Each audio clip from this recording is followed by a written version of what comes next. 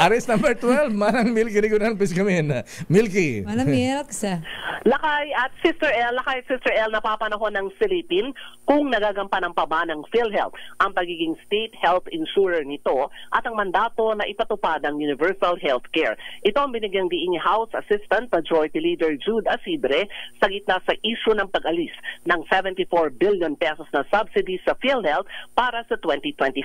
Paliwanag ni Asidre, dinisenyo ang PhilHealth bilang National Health Insurance Agency at dahil ito rin ang nag-i-implement ng mga benepisyo sa ilalim naman ng Universal Healthcare Law, nagbago na rin anya ang dynamic sa loob ng ahensya. Tanong ni Asidre, tama ba na pagsamahin sa PhilHealth ang Universal Healthcare kayong hindi nila nagagampanan ng maayos ang papel sa benepisyo sa mga miyembro? Samantala, nangako naman sa Kamara ang pamunuan ng PhilHealth na ibababa ang premium contribution rate mula 5% patungo naman sa 3.25% at itataas sa 50% ang hospitalization coverage.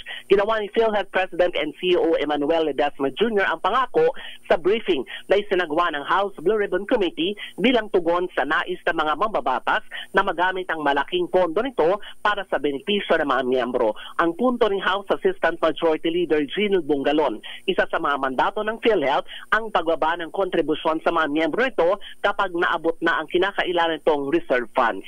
Ako si Milky Rigunan, nagulat para sa DZRH, una sa Pilipinas, una sa Pilipino. Daming bayan.